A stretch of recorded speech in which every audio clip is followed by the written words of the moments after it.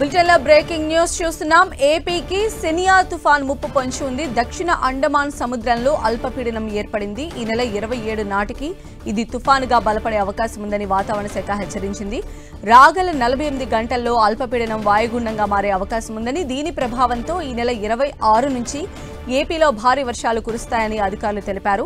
ప్రకాశం, నెల్లూరు, కడప, అన్నమయ్య, చిత్తూరు, తిరుపతి జిల్లాల్లో తేలికపాటి నుంచి మోస్తరు వర్షాలు కురిసే అవకాశం ఉంది.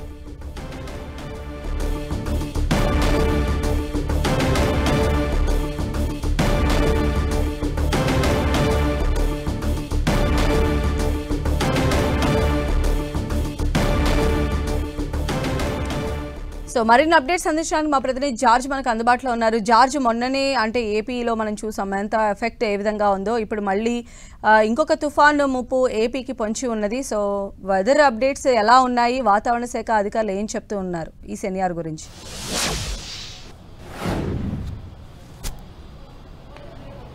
ఈ కాలంలో వచ్చే అల్పపీడనాలన్నీ కూడా తుఫాన్లుగా ఏర్పడడానికి అవకాశాలు ఎక్కువగా ఉంటాయి. అయితే ఇప్పుడు చూసుకున్నట్లయితే గనక వరుస తుఫాన్లు చూసుకున్నట్లయితే గనక ఏపీని చుట్టుముడుతున్నాయని చెప్పుకోవచ్చు. గత కొద్ది రోజుల క్రితమే మోందా తుఫాను సృష్టించిన బీభత్సాన్ని అయితే చూశారు. ఎడతెరపు లేకోకుండా వర్షాలు అనేవి కురిసాయి. ఈదురుగాలులతో పంట నష్టాలు అనేవి కూడా చాలా విపరీతంగా ఏర్పడిన పరిస్థితి అయితే నెలకొని ఉంది. అయితే ప్రస్తుతానికి చూసుకున్నట్లయితే గనక దక్షిణ అండమాన్ సముద్రంలో ఒక అల్పపీడనం అనేది ఏర్పడింది. ఈ అల్పపీడనం రాగల 48 గంటల్లో వాయుగుండంగా మారే అవకాశం ఉంది. ఇది 26 లేదా 27 తేదీ నాటికి తుఫానుగా మారే అవకాశం ఉందని వాతావరణ శాఖ అంచనా వేస్తూ ఉంది.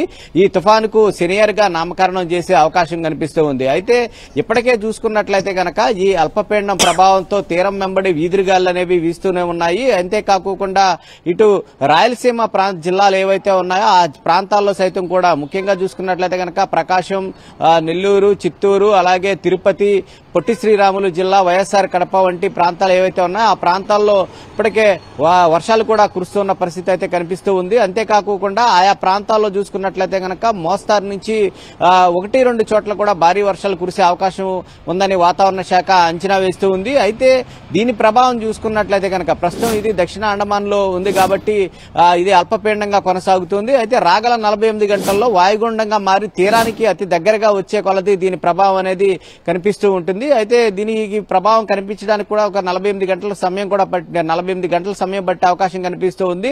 అయితే 26వ తేదీ నుంచి దీని ప్రభావం అనేది ఏపీ వ్యాప్తంగా ఉండే అవకాశం ఉన్నట్లు వాతావరణ శాఖ అంచనా వేస్తూ ఉంది. 26 నుంచి 30 వరకు దాదాపుగా 5 రోజుల పాటు కూడా దీని ప్రభావం ఉండే అవకాశం ఉందని వాతావరణ శాఖ అంచనా వేస్తూ ఉంది. దీని ప్రభావం అంటే ముఖ్యంగా చూసుకున్నట్లయితే గనక మోస్తారు నుంచి భారీ వర్షాలు కురిసే అవకాశం ఉంది. అలాగే 1-2 చోట్ల కూడా భారీ నుంచి అత్యంత భారీ వర్షాలు దాదాపుగా 21 సెంటీమీటర్ల వర్షపాతం కూడా నమోదవడానికి అవకాశాలు ఎక్కువగా ఉన్నట్లు వాతావరణ శాఖ అంచనా వేస్తుంది. అంతేకాకుండా అది తీరానికి వచ్చే కొలది గాలుల వేగం కూడా అమాంతంగా పెరిగే అవకాశం ఉంది. సముద్రపు అలల ఉధృతి కూడా చాలా ఎక్కువగా పెరిగే అవకాశం ఉందని వాతావరణ శాఖ అయితే అంచనా వేస్తూ ఉంది. ఇప్పటికే రైతులకు సైతం కూడా తగు ముందస్తు జాగ్రత్తలు తీసుకోవాలని హెచ్చరికలు జారీ చేశారు. ఎందుకంటే ఇప్పుడు అన్ని కూడా పంటలు చేతికి వచ్చే సమయం కాబట్టి సాధ్యమైనంత వరకు కూడా ఏవైనా పంటలను గనక కోసి ఉన్నట్లయితే గనక వాటిలన్నింటిని కూడా కుప్ప వేసుకోవడం, లేదంటే నూర్చుకొని ఆ ధాన్యాన్ని దాచుకోవడం వంటివి చేయాలి. లేకపోతే